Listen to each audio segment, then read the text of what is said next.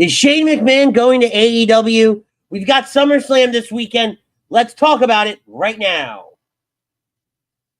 I can't believe it! Yes! Yes! A Rock is going to WrestleMania! Randy in position for another curb stop. Oh, my God! Oh, my unbelievable counter! Oh, my God! Unbelievable!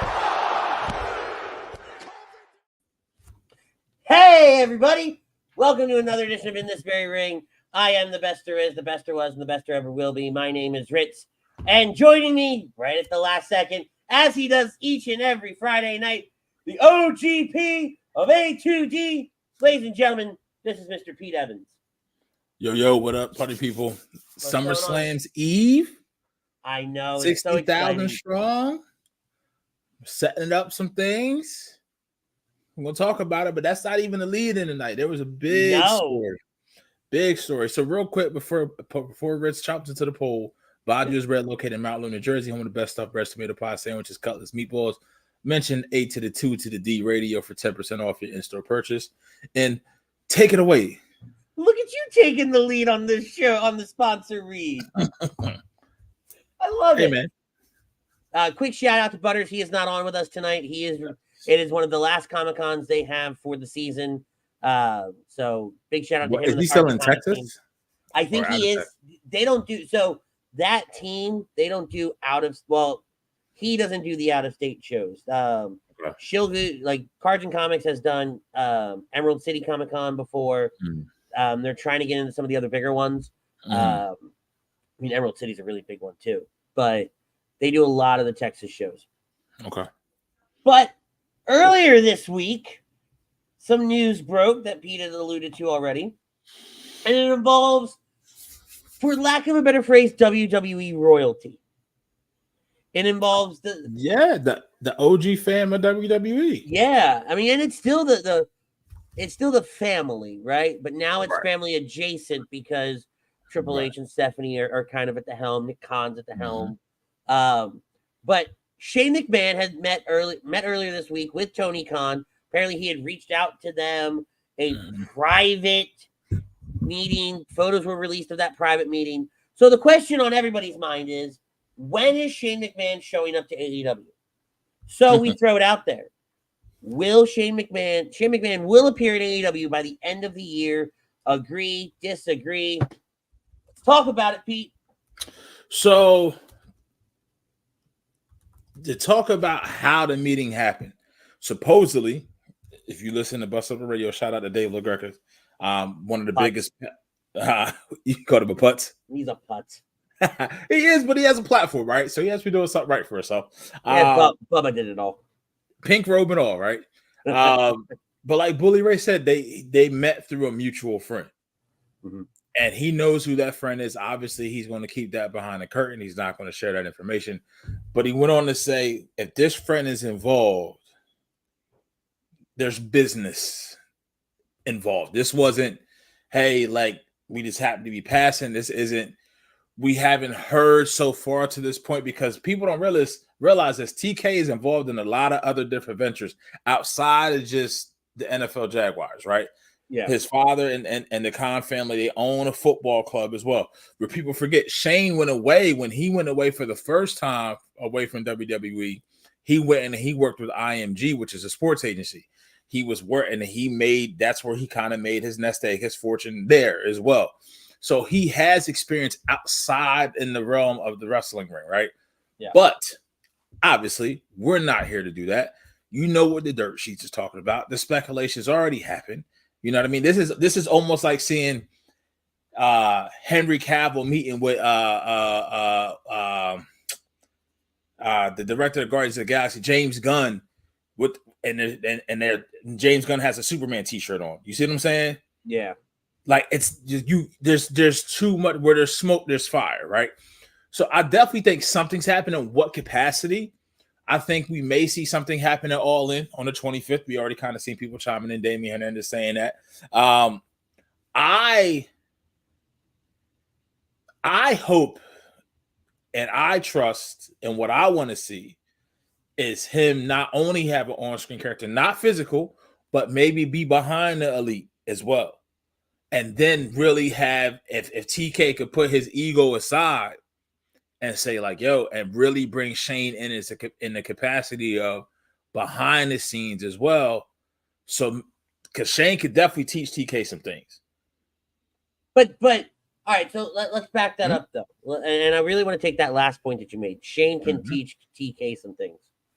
When you think about Shane's involvement in the WWE, right? It wasn't always like the best, right? A lot of his stuff, like if I'm going through here, right? McMahon was a referee, producer, announcer, and eventually wrestler while becoming WWE's executive vice president of global media. Right? They don't have a problem with global media. Right. They have a problem with current media because, as you know, TK is still working on that WBD deal. Yep. Right? So because they still don't, as far as I'm aware, they still don't have a TV deal. It's imminent, but the details and the specifics are still being ironed out. But that's where you bring in somebody like Shane, like you're alluding to, like he can kind of help in aiding of that deal, right? Yeah. So, but I think from a corporate standpoint, I think from a true business standpoint, I think he has some benefit. But realistically, I don't think that's where AEW needs a lot of their help. No. AEW needs their help with their on-screen product because you think back to Blood and Guts and even All In's on the horizon. And yes, I know it's the eve of SummerSlam and we're talking AEW. This is what we're starting with. This is the appetizer. This is the shareable. This is this man's brainchild this week. Because everybody was talking like Declan, his son who goes to Indiana University, plays football, has aspiring dreams to be in the NFL. He was sharing, and it wasn't like anyone shied away from it. Like they didn't try to hide it. Nobody came out and said this is no. Like Shane put it out there. Like this is what happened. This is where I'm at. So I quote this once again. We talk about Justin LeBar. I don't know how Andy feels about him. He's been around for a while. They pretty much got the same hairstyle. Justin LeBar may have a little bit more hair than Andy, and but it's not by much. But even he said one or two things are going to happen. The first thing is going to happen is where we're going to see this happen, and it's going to go in the route of this poll question, where we're going to see him AEW.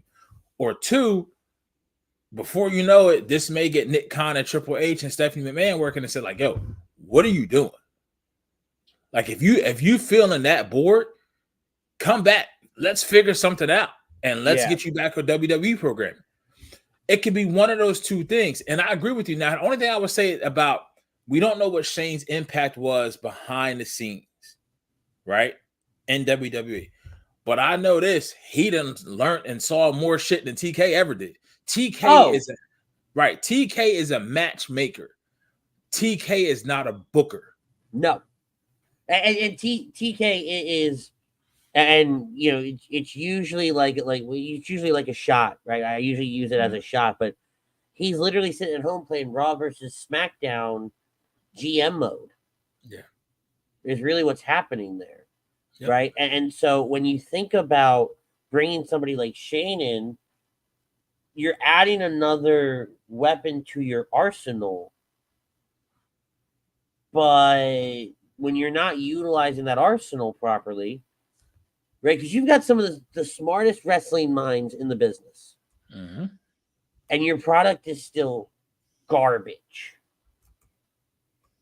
I shouldn't say it's complete garbage, but it is garbage, right? It's a tough watch to follow. You have some really big matches like MJF versus Will Ospreay go into 59 minutes, 58 seconds. Kind of deal in a 60-minute time limit. Understandable. That's a great match. That was on free TV. That wasn't. I don't think that's some talk about. And it wasn't to do that too. It wasn't super promoted either. Go ahead. Are you frozen?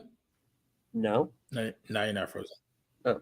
It wasn't super promoted either. Right. Right. I think they gave us like a week notice that this match was happening. So And I think that is part of it. Like Lynch hits it. He goes, is it because they focus too much on the wrestling, not the storytelling? I do think so. Because, and we've talked about it before ad nauseum, wrestling has to be, professional wrestling, sports entertainment, has to be a beautiful mix of both. You can't give me great wrestling matches and no story. Yep. But you can't give me all story and crap matches. Yep. And I think this is where WWE's really found and they have their roller coaster moments, right? Yeah, they're in that. They have peak their ebbs part, and flows, but right, they're in that peak where everything's lining up. Everything like the stars align for them. AEW's always been one or the other. They've never found that groove across the board, right? There may be some stories that are perfect, right? And you can't have everything be perfect, right? You can, but you can at least attempt to. And I feel like there are a lot of moments where you're not attempting to. Yeah. And case in point, the MJ, and I'll use the MJF Will Ospreay match, right? I'll use Blood and Guts, the actual Blood and Guts match. What was the payoff of that match? So I mean, hold on. Well, let me expand on that. For all parties involved. Okay, that's okay. There you go. Okay, why take 8 of your biggest names, including your champion, and your champion one isn't even involved in the finish? Which, go ahead. I'll let you finish. Right, the guy he's wrestling in a few weeks isn't around. Yeah. You're bringing in somebody who you have put the spotlight on time after time after time for a mid-card title that nobody unfortunately cares about. Yeah. Right? So, and that was your payoff to that match. The build, the story, because you had something really big going with Team AEW versus Team Elite. You had something really good in the works. Right. And you take your idea of normal long-term storytelling and you've tossed it out the window for these quick payoff moments because you forget what time of the year it is. Right. Now, right? And now you're building All In right. in 3 weeks time, 4 weeks time, if I'm like math, whatever.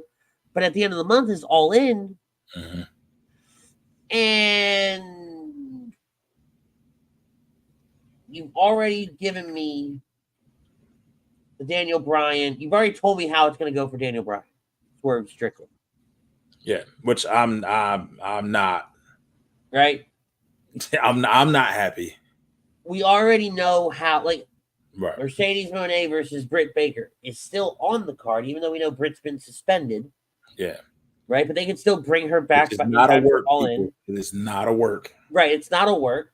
No. Jack Perry versus Darby Allin. If Darby doesn't win that match, why does Blood and Guts have to happen the way it does? And then Mariah May versus Toni Storm. Right. Which, honestly, Toni Storm's character's been great for the past year. But it's gotten stale. Has gotten stale.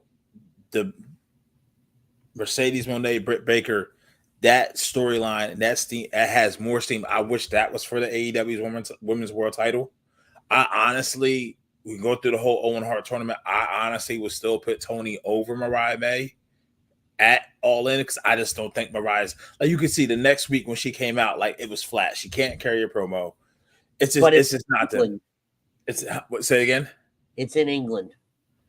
But still, that doesn't mean Johnny Gargano just lost his tag team title that he won 2 weeks ago in Cleveland. Doesn't matter. Logan Paul losing tomorrow night. It doesn't matter. First of all, I missed the end. I didn't realize did I spoil it for you? But you knew it was going to happen. I did, but a little bit because I got on here, started doing back end stuff, and totally forgot to turn it on on my computer. But then. Look at the difference. You're talking about WWE, who doesn't always capitalize on that hometown crowd, right? In a positive way. They will go for the negative. Yeah. But then when you look at AEW, statistically, hometown people are going to He win. spoon feeds him. TK Yeah. spoon feeds him.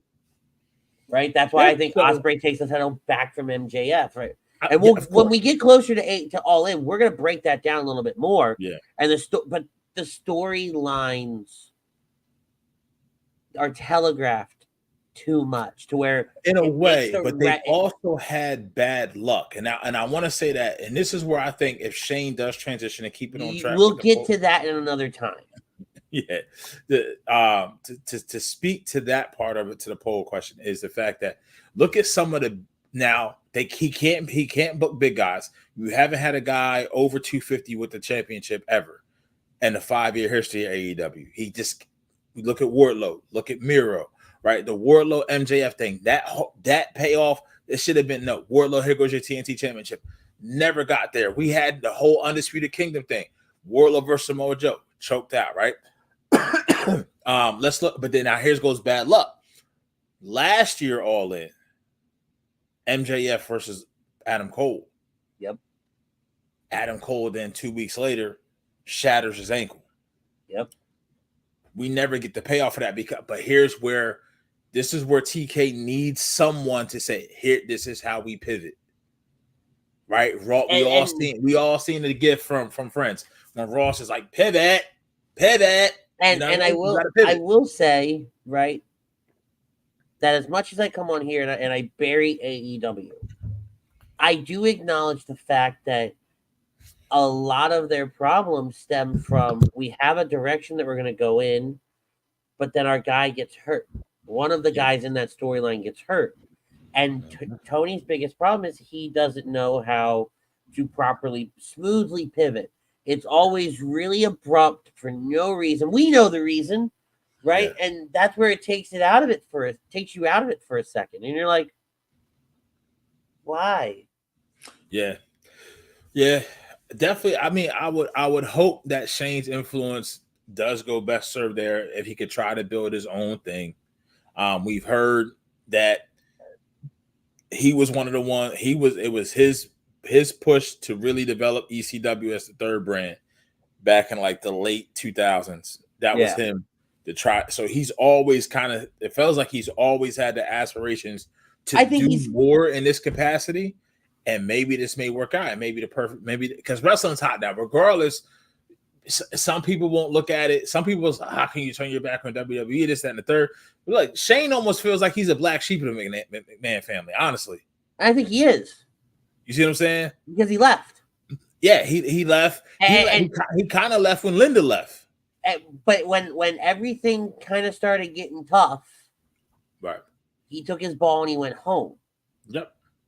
Right? And that's where I think he lost a lot of steam with not just the family, but with the fans as well. Yep. And then he came back as things were starting to get good again. So it's like you can be here when it's good, but you don't want to be here when it's bad. Right.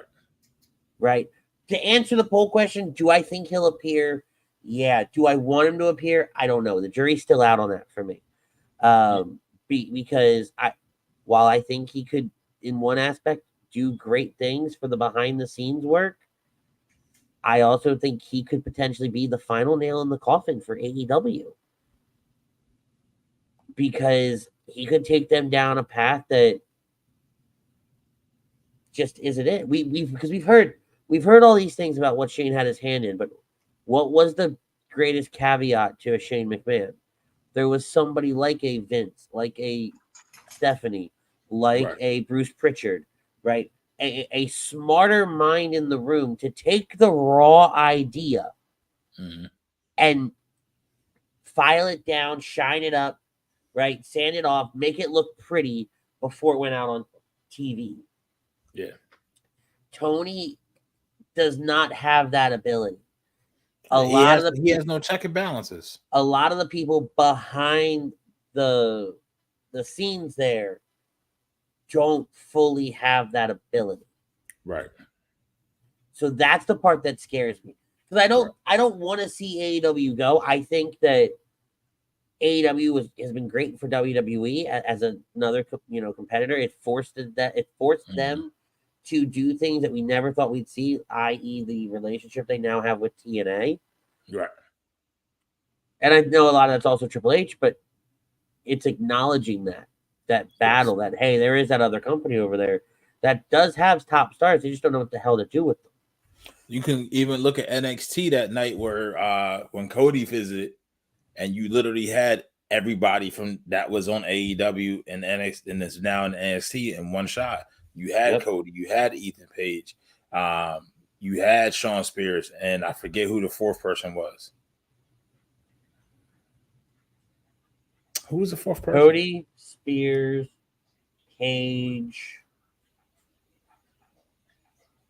No, I think it was just those three. Was it just those three? So we're all, and like I said, we're all in a better place now.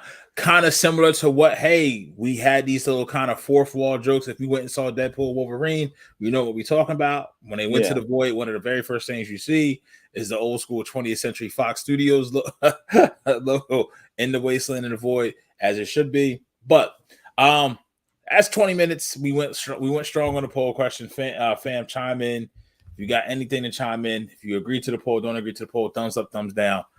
It is SummerSlam's Eve, so the appetizers out the way, and the whole rest of the show, we're gonna get to the main course. Yes, I'm excited. I lucked out. I have tomorrow off actually, so I get to. I'm not racing home to have to try to watch SummerSlam. I'm not gonna have to like calm down from a day at work. I get to just sit downstairs, put it on the TV, and enjoy. Right. So with that, almost every major title is on the line with the exception of the tag titles for both brands. So let's talk about the only singles match on the card with no title at stake. Drew McIntyre, CM Punk with Seth freaking Rollins as a special guest referee. This has been a long time coming, going all the way back to WrestleMania and even beyond that. Right? Where Punk has just been the thorn in McIntyre's side, has cost him the world title many, many, many a time, has cost him matches many, many, many, many, many a time. And so now with Punk being cleared, they're finally going to get in the ring. They're finally going to throw hands. But now you have the third element in Seth Rollins, who doesn't like either one of them. If you watch the kickoff show tonight, I think Seth's tired of being a face. That's what I'm thinking, because like made it clear that he doesn't like Punk, and what's better than if you can't get your hands on the person you don't like is being able to watch someone else do it. Yeah. So it's almost like Punk is 2 versus 1. But he also doesn't like Drew either. But I'm telling you from what he says, I don't like him. I'll never like him. And it's just consistent. Like he says, he likes Drew. He doesn't like Drew, but he has respect for Drew. He never said it about Punk. Yeah. I actually think there's a very good chance they open the show with this. I think so too. Are we doing a live or post-event stream? As of right now, no, that is not in the plans. It could change. It very well could change. Yeah. We really haven't talked about it because, like I said, I was working up until about 3 hours ago. I was working tomorrow, so it was never in my plans to do something. Definitely could be a conversation, and get the boss to sign off on it. You'll know tomorrow if we're on. Yeah.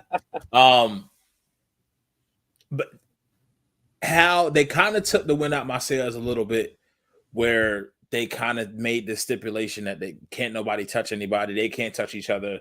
They can't touch Seth. I wish on Monday night when they opened up Monday Night Raw, they would have came to that conclusion, but Adam Pearce would have came out and then kind of called it off. You know what? I'm tired of this.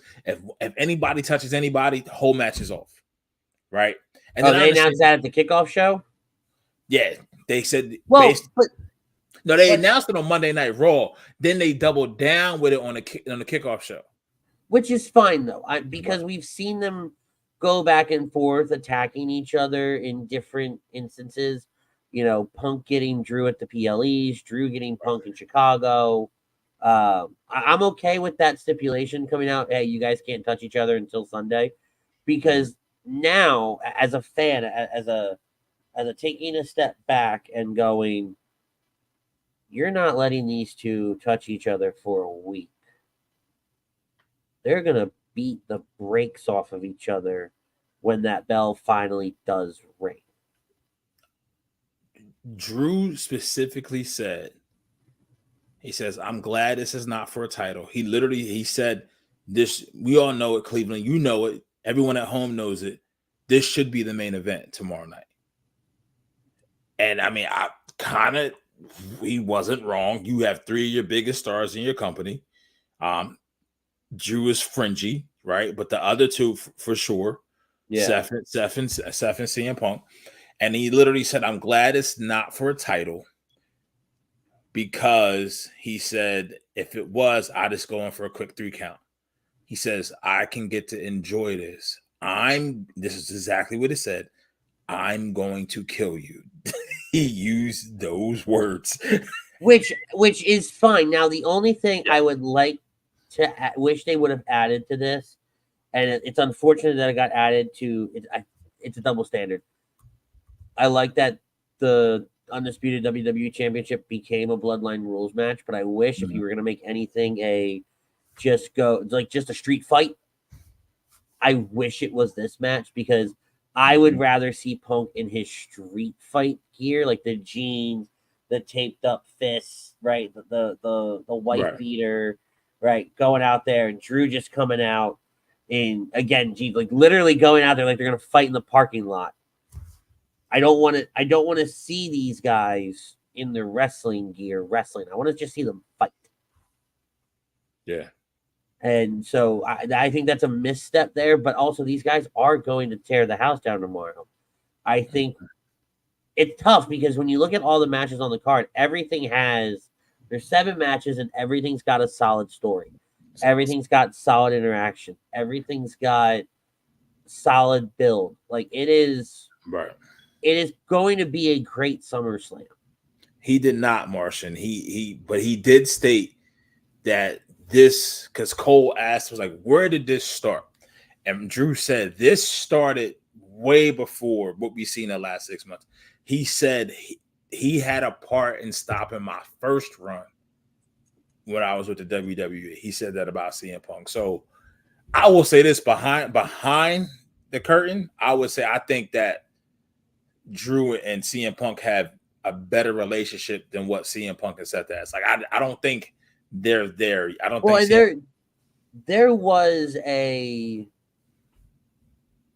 note that had come out that Punk is getting along great with everybody backstage at WWE. It didn't single anyone out. A lot of things have been buried, and I think that to a certain extent, Seth and Punk have buried that, but they're just keeping it alive. So true, Greg. No, none. Absolutely none. Absolutely none. I think they're still, like, they buried it enough to where they can be civil, they can be in the same room, they can work together. They're not going to go get a beer together by no stretch of the imagination, but they can do what needs to be done for business, which is a testament to both of them. Who do you have winning? So who I want to win is Punk. Mm-hmm. Who I think should win is Drew, because Drew, but then I almost feel like the story stops there. It's a big catch-22. The man is right there with me, man. Where we at? I got it.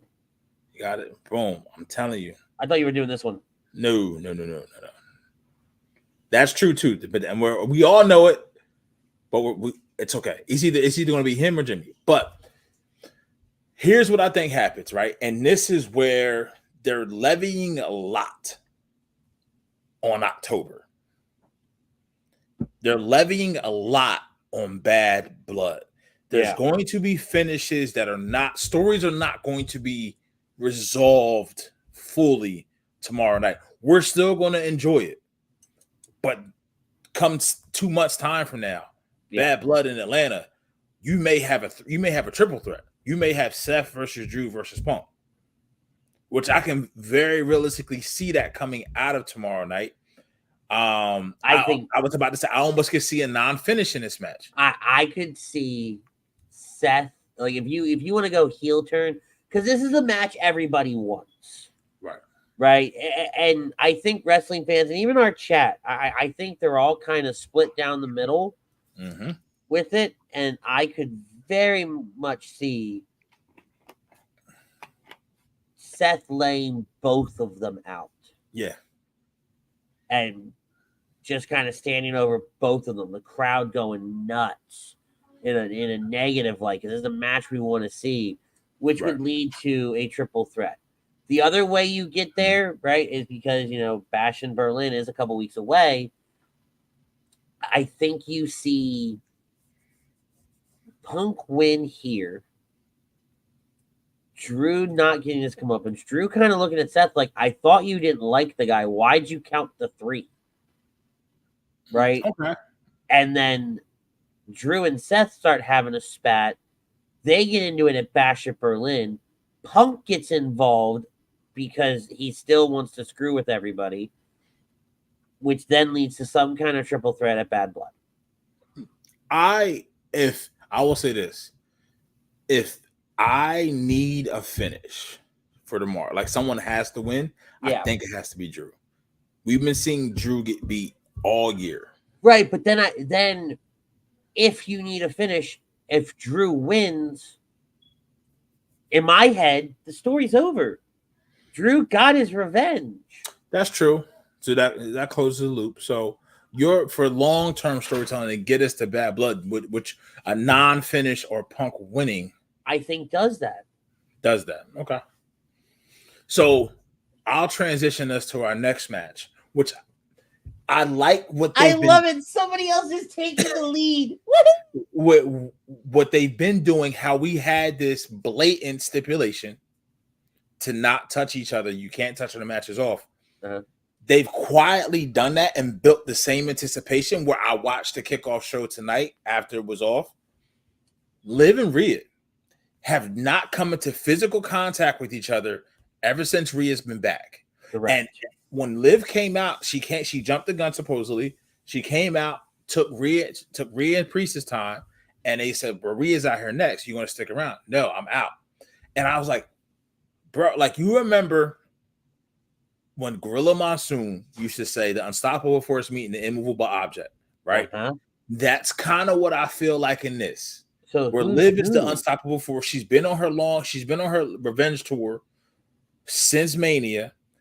We all know Rhea is a dominant force. Everybody is expecting physically for Rhea to dominate tomorrow, right? Yeah. So that very first interaction for them in the ring is going to, I didn't know how much I was looking forward to it because we haven't had it. The tension has been there, but they just haven't gotten physical with each other. Get your mind out of places where it shouldn't be. Sorry, I had a conversation earlier with a friend of mine, and Liv had come up, and we referenced it to another friend of mine. And as you just started talking, it's hysterical because I was starting to put all these pieces together. That's why I laughed over here. It's not because I went in the gutters. I remembered a conversation. I mean, I'm kind of in the gutter, but it's warranted. Right. But no, I think that's a great point, though. Right? They did it so subtly, and it's a way to do it.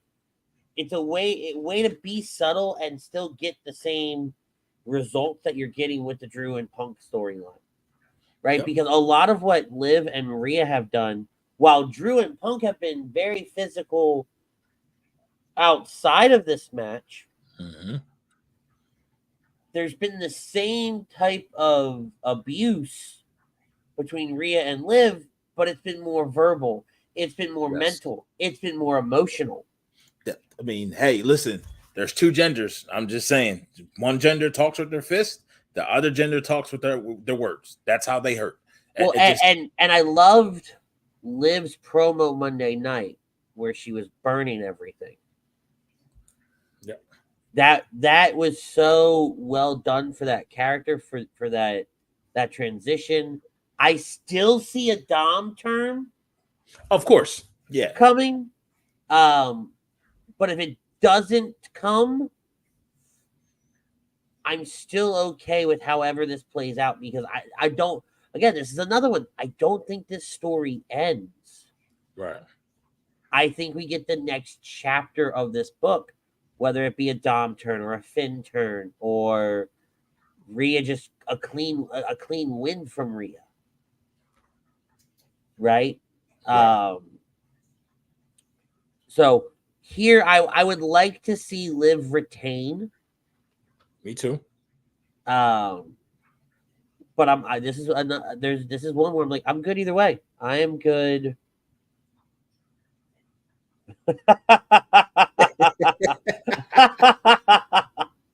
Oh, yeah, that's not gonna age well. You may be right. That is not gonna age well. But anyway, yeah, like I said, not gonna age well. No, but no, and honestly, I think that is Rhea being the underdog. We haven't really see. Right. We've seen it kind of last year at Mania when she took the title off of Charlotte, but that was just really Charlotte kind of saying, I beat you in the COVID era, this, that, and the third. But Charlotte is almost as physically dominant as Rhea. Liv is frail compared to Rhea, right? She should literally pick her up and throw her around like a rag doll, and I'm going to do it. It is low-hanging fruit, but Rhea should have her way with Liv. You can take that however you want in a physical standpoint. It just is what it is. Please see comment below. And but here's the thing: there ain't a single one of you sickos that wish we had a filter. Exactly. This isn't the PG era anymore. No. Literally, like Drew, one of the stars said, he's going to kill somebody. Like, come on now. And he used the word torture after that. Like, come on, they turned into Game of Thrones House of Dragon. Everybody else was in regular clothes. Drew came out in a leather jacket, shirtless, and a kilt. Like he was ready to run. Like they having a dark match after the kickoff show or something like that. Like, what are we doing? And Seth even says, like, why are you out here in a leather jacket in 90-degree heat? What is wrong with you? Right? But I expect the Dom turn. I expect it to be a great match.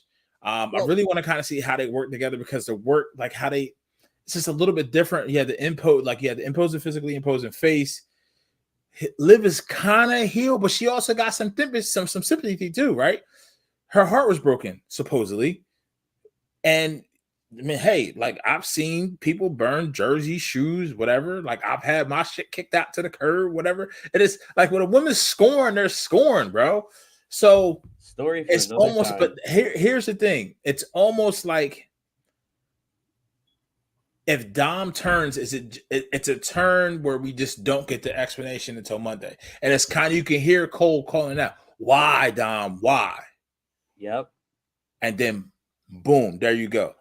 So I don't know what match you want to go to next. Well, I have a good transition because one of the things I said about Liv and Rhea, I don't care one way or the other how this match goes, because we can take this and we can book it out.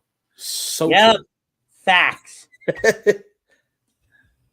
I can book the match out either way, and I can keep that storyline going. Right. On another hand, when I look at the women's division, I look at Bayley, Nia Jax. Talk about it.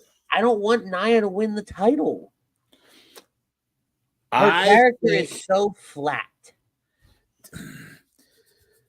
Tell me this one is different, man.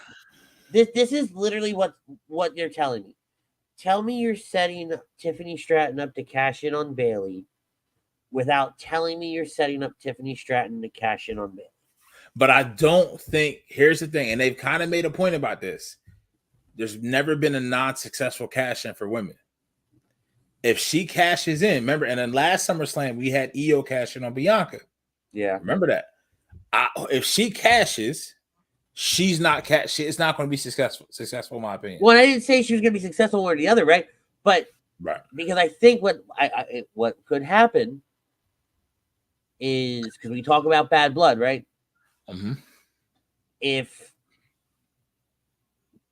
Bayley beats Nia, right, and let's just say Nia gets herself disqualified to make it easy for everybody, right?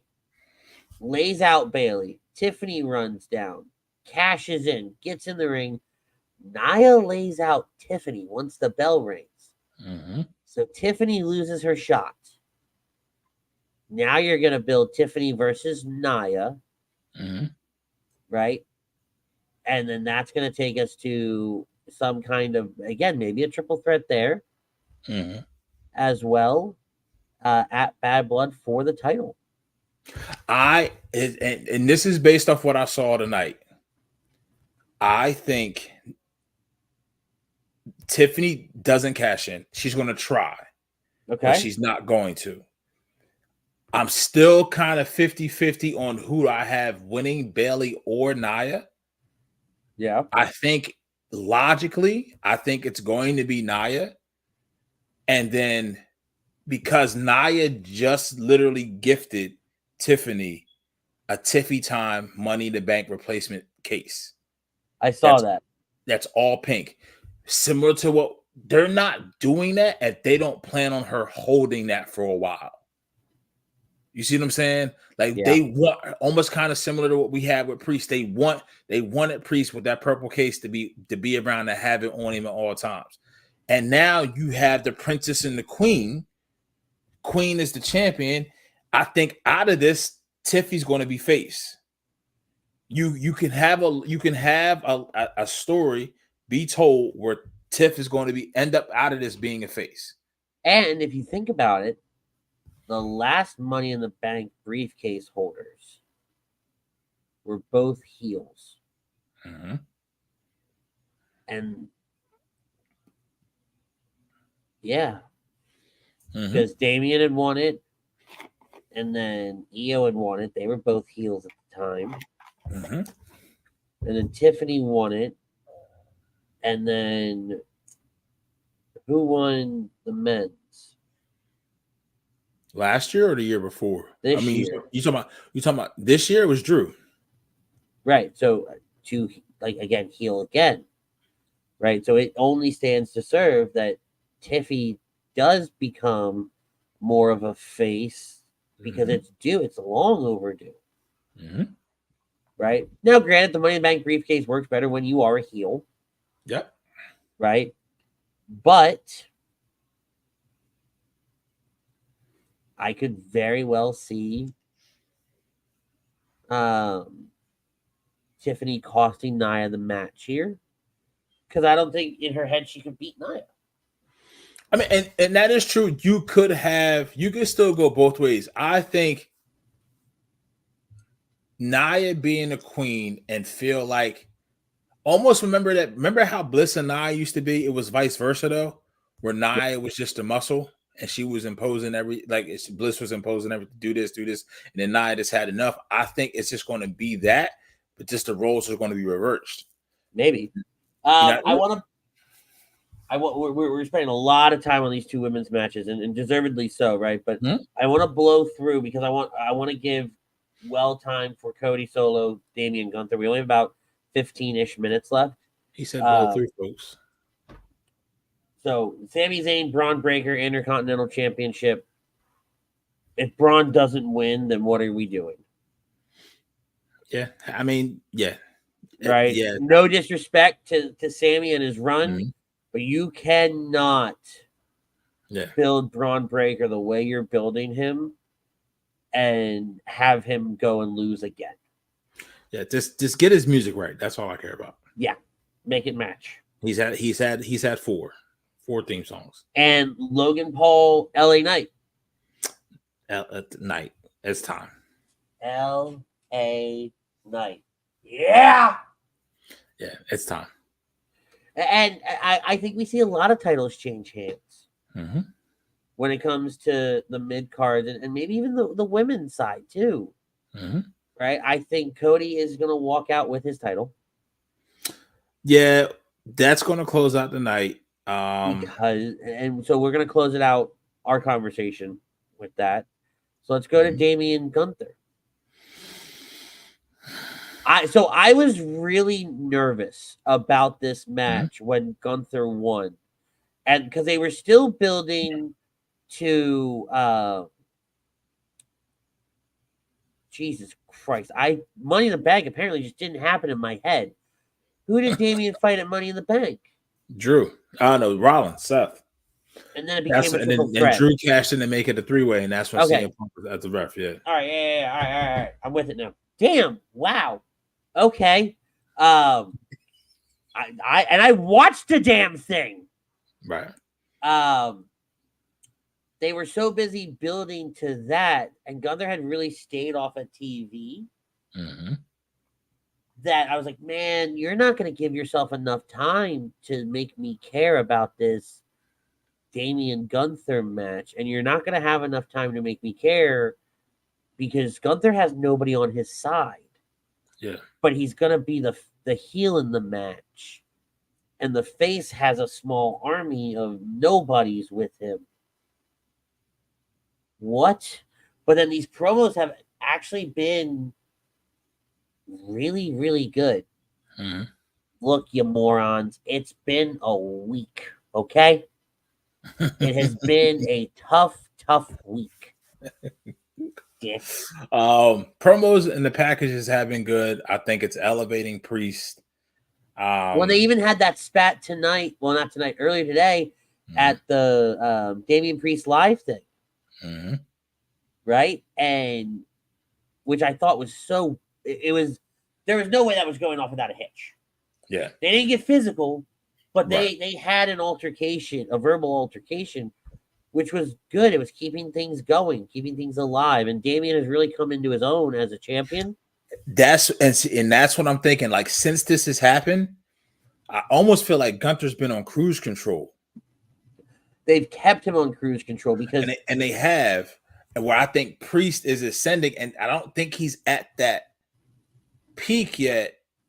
Where I think we are. Priest is going to go over tomorrow, but we're going to run this back at Bash to Berlin, and you have a couple more weeks on Monday Night Raw to kind of get that dissension within the Judgment Day to help Gunther at Bash to Berlin. And I also think that Gunther was so hot coming off of his Intercontinental title run that you needed not to cool him off a little bit, but bringing him in while you're still knowing that he's going to fight your world champion. If you had him on every single week while Damian's still building to Money in the Bank, then nobody cares about the match at Money in the Bank. Everybody cared about the match at Money in the Bank because Gunther stayed away until the last week. Yeah. And he was like, hey, just a reminder, whichever one of you two wins, I'm next. Yep. Right. And I thought it was poetic and it was well done. Yeah. I think that Damian wins here. I don't think it's a clean win. I think the Judgment Day gets involved, and I think Damian gives Gunther another shot at Bash at Berlin. Yeah, and that's going to be his downfall. Which I still think. I know Kaiser has the broken ribs, and maybe like Damian to me can't lose clean to Kaiser. Can't lose clean to Gunther. Yes, he because can. Then at some point, like I said once again, like it's certain things when the person loses a title, like Austin Theory hasn't been the same since he dropped the U.S. title, right? Yeah. He had like what they did with him during that run didn't capitalize on it enough. I don't want Priest to, when he's not the champion, to then become irrelevant. But I don't think he will, because I don't think it'll be it's such a skewed word. I think it's a clean win with a caveat that the Judgment Day at some point in the match tried to get involved, but it's nowhere near the finish. Okay. Right. And don't give me the sleeper. Like, don't give me the sleeper hole. I'll be pissed. Yeah, like, no. I will be so mad. And that's the only downside to Gunther matches, right? You don't have like a constant finish. Yeah, which is good. It's a good and bad, right? You gotta take the good with the bad. It's almost realistic to a way. Like, if you're in a fight, you're just trying to stop your opponent for that time frame. Either choke him out, get a 3 count, do something. You know what I mean? Exactly. But it's believability. So, all right. How is this Bloodline rules match for the Undisputed WWE Championship going between Cody Rhodes and Solo Sikoa? It's gonna be It's going to be epic when that music hits, bro. So here's how I think this plays. Okay. We know that it's Bloodline rules. We know that the new WWE Tag Team Champions, Jacob Fatu, Tama Tonga, and Tangaloa, will be all at ringside. We know they're going to get involved in the match. Mm-hmm. I don't think we see Randy Orton, Kevin Owens. I think that's what everybody's going to... All right. A lot of people are going to think we're going to see. Mm-hmm.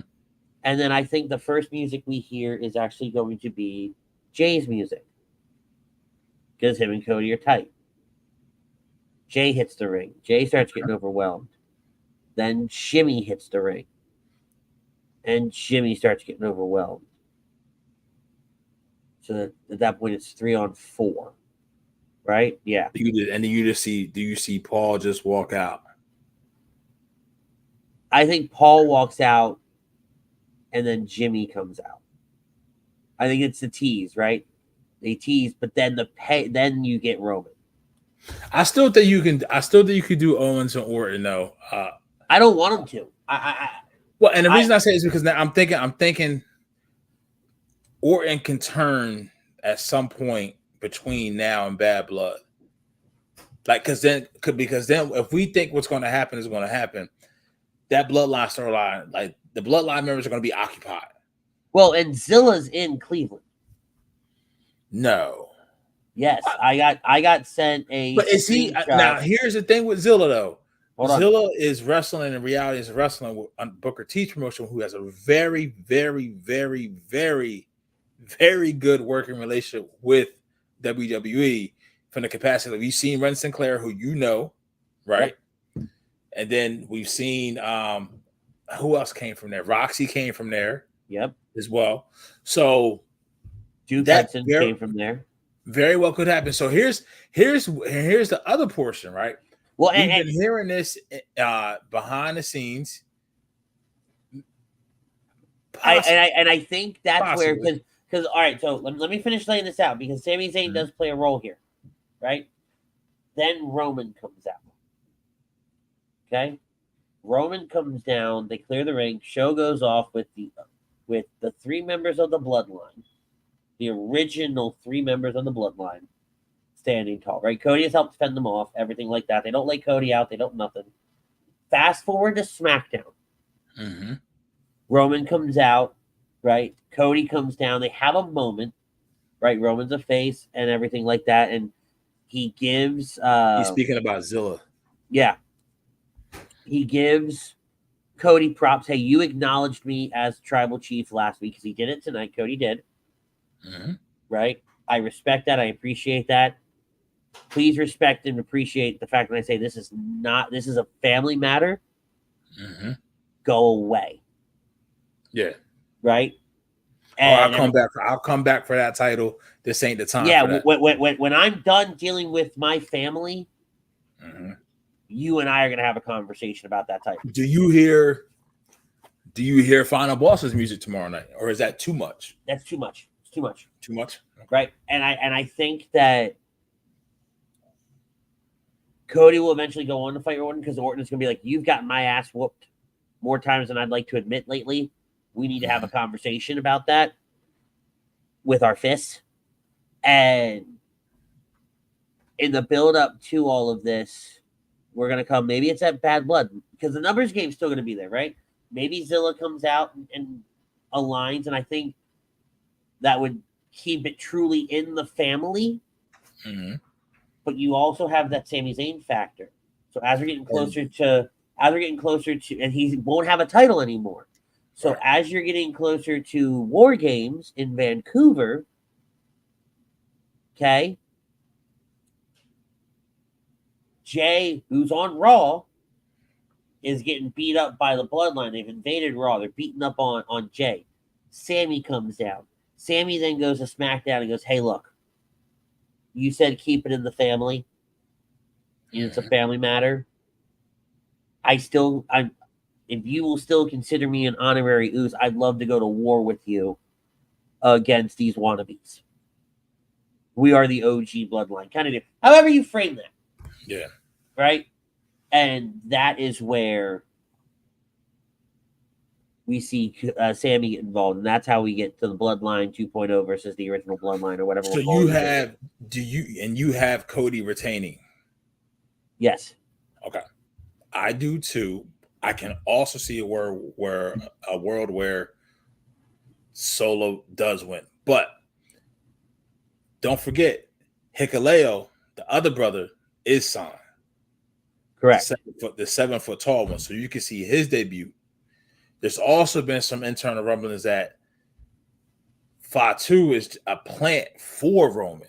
And I've thought that too. Not for Solo. I have thought that as well.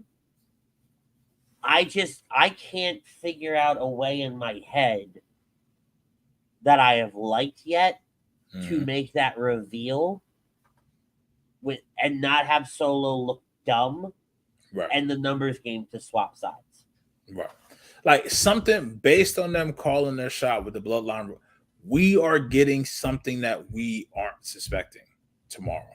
Or maybe if it's even Tongaloa. I mean, that dude, his timing is horrible. It's god awful. His timing There's not a good thing about him, and the eye patch is horrible. Like he looks dumb. It's just all time. Like even tonight when the show opened, you see Fatu coming down, you see Tama Tonga coming down, and then like it feels like how can you not win a race with a spotlight? You see what I'm saying? Look, and it's almost not everybody, like every family's got that one. Yeah, but yeah, I mean, I can see that the athletic gene just skipped. Right, and I haven't seen enough from Solo to warrant this. Solo going up against Cody tonight in those, it was bad. Solo looked like so bad. He looked like Nino Brown from New Jack City. That's what he looked like. But then, he looks like a badass. Like, he looks the part. Yes. But then he opens his mouth. Are you done talking? And it's like, wait. The voice doesn't match the body. Yeah. And it doesn't match the character. Like, none of it matches. Yeah, and it's I don't know. I mean, the chain looked cool. He looked presentable. Like I said, he looks great. He looks great. Looks great. But it's kind of tailor made there. Shit. Like the whole Bloodline 2.0 versus OG Bloodline is there. Somehow, somewhere, I think the Usos are going to take the titles off of Tama and Jacob or what have you. But just when that music hits tomorrow, I have not seen. Who would have thought? And remember, who was it? Was it Trips that said? He said it after Postmania. He's like, "We have something. It's going to sound hard to believe, but there's something bigger than this in play for Roman." Yeah. And this is not even by his own hand. This is literally just by him not being there. Yep. Absence makes the heart grow fonder. And everybody is just like, yo. Definitely something to watch. Definitely something to keep our eyes on tomorrow. You and I will have conversations off the air about if we want to try to do something for tomorrow night. We'll talk to the boss. But I have to get out of here. So we're gonna wrap things up. We are at an hour as well. So we want to thank Cena tomorrow night too. You never know. Yeah, we want to thank everybody for hanging out in the chat. We love you guys being here. We look forward to being on next week. Well, I may not be on next week. I may take a trip. Either way. But we'll have some conversations related to everything. We look forward to SummerSlam. Enjoy SummerSlam, guys. Until then, go see Deadpool Wolverine.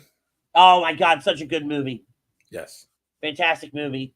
10 out of 10, 15 out of 10, 20 out of 10, whatever you want to call it. Love letter to Fox. Say his name, baby. Say his name and he appears. I believe in Joe Hendry. It's such a feel-good song. But for Mr. Pete Evans, I am Ritz. We will see you guys next time. And until then, tell somebody you love them. Peace, love, joy. We're out of here. Peace.